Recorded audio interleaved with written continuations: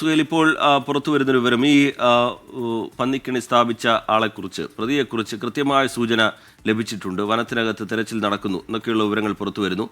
എന്താണ് അതുമായി ബന്ധപ്പെട്ട് ഏറ്റവും ഒടുവിലായി പങ്കുവെക്കാനുള്ള വിവരങ്ങൾ? KSEBയുടെ വിശദീകരണം ഏറ്റവും ഒടുവിലായി എങ്ങനെ?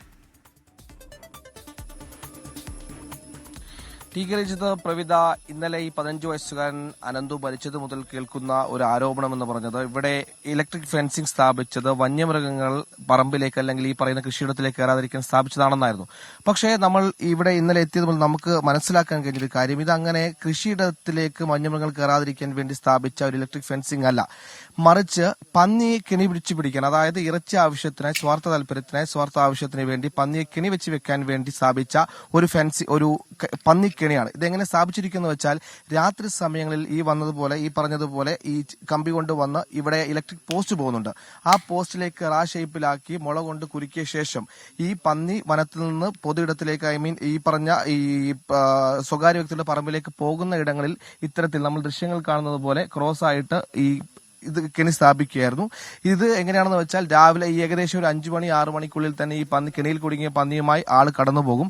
അതിനുശേഷം ഈ കെണി ഊരിവെക്കും. ഇതൊരു സ്ഥിരം രീതിയാണെന്നാണ് നാട്ടുകാർ പറയുന്നത്. അതുകൊണ്ട് തന്നെയാണ് ഈ പ്രതിയെക്കുറിച്ച് പോലീസിന് കൃത്യമായ സൂചന ലഭിച്ചിട്ടുള്ളത്. പ്രതിക്ക് വേണ്ടി വനം കേന്ദ്രീകരിച്ചാണ് ഇപ്പോൾ തെരച്ചിൽ നടത്തിയിരിക്കുന്നത്. ഇവിടെ സംഭവിച്ചിരിക്കുന്നത് ഒരു മനുഷ്യ വന്യമൃഗ സംഘർഷത്തിന്റെ പ്രശ്നമല്ല, അതിനപ്പുറത്തേക്ക് ക്ലിയർ കട്ട് കുറ്റകൃത്യമാണ്. അതായത് പന്നി ഇറച്ചിക്ക് വേണ്ടി ഇവിടെ മറ്റുള്ളവരുടെ ജീവൻ അല്ലെങ്കിൽ മറ്റുള്ളവരുടെ സുരക്ഷയൊന്നും പരിഗണിക്കാതെ ഇത്തരത്തിൽ ഇലക്ട്രിക് പോസ്റ്റിൽ നിന്ന് വൈദ്യുതി മോഷ്ടിച്ചുകൊണ്ട് ഈ ആളുകളും ഈ കുട്ടികളും അടക്കം പോകുന്ന ഇടത്തേക്ക് കമ്പി വലിച്ചു കെട്ടി ഒരു ദുരന്തം അല്ലെങ്കിൽ ഒരു അപകടം വലിച്ചു വരുത്തുകയായിരുന്ന കാര്യത്തിൽ സംശയമില്ല. ഇതിന് ഇന്നലെ അവർ 5 അംഗ സംഘം, അനന്തവും 4 കൂട്ടുകാരുമായിരുന്നു ഇത്തരത്തിൽ നമ്മൾ ഈ കാണുന്ന തോടിന്റെ 200 മീറ്റർ അകലെ നിന്ന് ഇത്തരത്തിൽ ഈ ചെറിയ വല അതിങ്ങനെ വീശി ഇങ്ങോട്ട് മുന്നോട്ട് വന്നത്.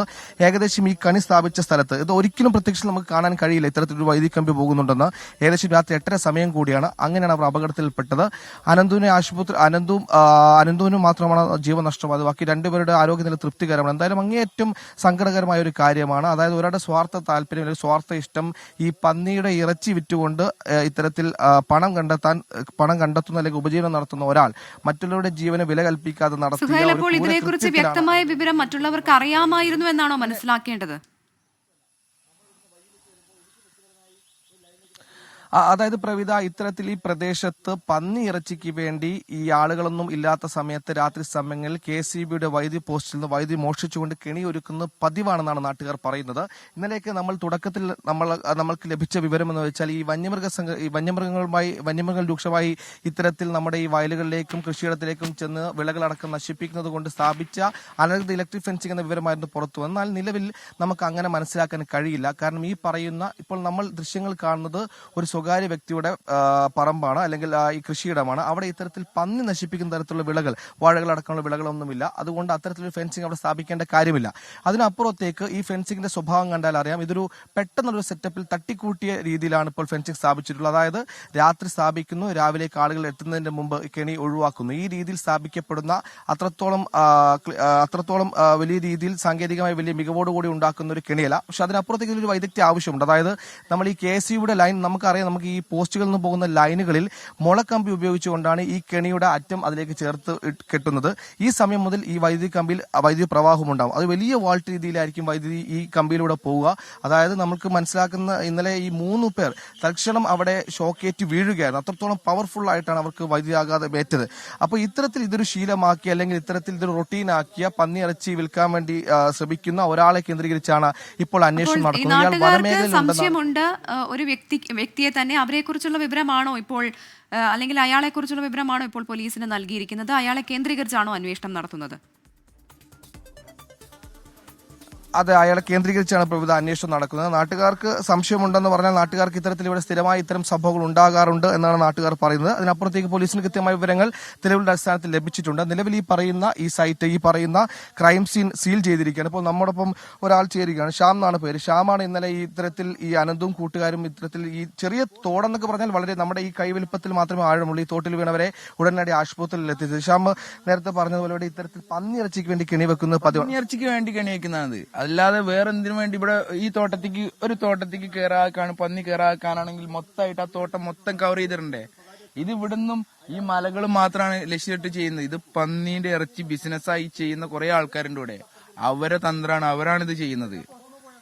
അത് തന്നെയാണ് പ്രവിത ഈ ശ്യാമടക്കം പറഞ്ഞതുപോലെ ശ്യാമാണ് ഇന്നലെ ഈ കുട്ടികളെ അവിടെ ആശുപത്രിയിലേക്ക് എത്തിച്ചത്. ഈ പറയുന്ന നമ്മൾ ഈ കാണുന്ന ഈ തോടിൽ നിന്ന് ഏകദേശം ഇപ്പോൾ ക്യാമറ അങ്ങോട്ട് പാൻ ചെയ്താൽ ഇത് വനമേഖലയാണ്, അത് വനപ്രദേശമാണ്. ഇതിന്റെ ഓപ്പോസിറ്റ് സൈഡാണ് ഈ പറയുന്ന കൃഷിയിടമുള്ളത്. ഈ വനപ്രദേശത്തിന്റെ മുകളിൽ കുറച്ച് വീടുകളുണ്ട്. അവിടേക്ക് അവർക്ക് വേണ്ടി വൈദ്യുതി ആവശ്യത്തിന് സ്ഥാപിച്ച പോസ്റ്റിൽ നിന്ന് ഏകദേശം 100 മീറ്റർ മാത്രമാണ് ദൂരം. അവിടെ നിന്ന് പോസ്റ്റ് ലൈനിൽ നിന്ന് ഇത്തരത്തിൽ നമ്മൾ ഈ ദൃശ്യങ്ങൾ കണ്ടതുപോലത്തെ കമ്പിയുടെ അറ്റം ചേർത്ത് കെട്ടിയാണ് വൈദ്യുതി ഇതുവഴി പ്രവഹിപ്പിച്ചത്. ഇതനുസരിച്ച് ഇതറിയാതെ, അതായത് നമ്മൾക്കറിയാം ഇതൊന്നും ഒരിക്കലും ഒരു വിധത്തിലും ഈ സൈഡിലുള്ള, അതായത് നമ്മൾ ആദ്യം കണ്ട കുറുകെ കെട്ടിയ കമ്പി പിന്നെയും കാണും.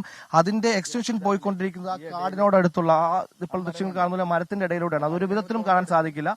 അങ്ങനെ അബദ്ധത്തിൽ ഇവർ അതിൽ കൊണ്ട് ചവിട്ടുകയും വെള്ളത്തിലേക്ക് തെറിച്ചു വീഴുകയുമായിരുന്നു. എന്തായാലും നമുക്ക് നേരത്തെ ഈ പറഞ്ഞതുപോലെ ഈ നിലമ്പൂർ തെരഞ്ഞെടുപ്പ് ചർച്ച അത് ഈ ശ്യാമൊക്കെ പറഞ്ഞതനുസരിച്ചാണ് ആ കമ്പി ഇനിയും അങ്ങോട്ട് ദൂരെ പോകുന്നുണ്ട്. മറ്റു പലയിടങ്ങളിലും സമാനമായ കമ്പി സ്ഥാപിച്ചിട്ടുമുണ്ട്. ഈ നിലമ്പൂർ ഉപതെരഞ്ഞെടുപ്പ് തുടങ്ങിയത് മുതൽ ഈ നാടിന്റെ കോർ ഇഷ്യൂ എന്ന് പറയുന്നത് മനുഷ്യ വന്യജീവി സംഘർഷമാണ്. അതിവിടെ ഉണ്ട് എന്ന കാര്യത്തിൽ സംശയമില്ല. പക്ഷേ ഈ പ്രസ്തുത വിഷയത്തിൽ 15 വയസ്സുകാരൻ ഷോക്കേറ്റ് മരിച്ച വിഷയത്തിൽ 10ാം ക്ലാസ്സുകാരൻ അനന്തു ഷോക്കേറ്റ് മരിച്ച സംഭവത്തിൽ ക്ലിയർ കട്ടായ ഒരു കുറ്റകൃത്യമാണ്. അതുകൊണ്ട് തന്നെ നരഹത്യാ വകുപ്പ് ചുമത്തി പോലീസ് കേസെടുത്തിരിക്കുന്നത്. പന്നി ഇറച്ചി ലക്ഷ്യമിട്ട് സ്ഥാപിച്ച ഒരു കെണിയിൽ ഏകദേശം രാത്രി 8:30 ഈ കുട്ടികൾ പെടുകയായിരുന്നു എന്ന് തന്നെയാണ് നമുക്കിപ്പോൾ മനസ്സിലാക്കാൻ കഴിയുന്നത്. നേരത്തെ ഈ തുടരുക.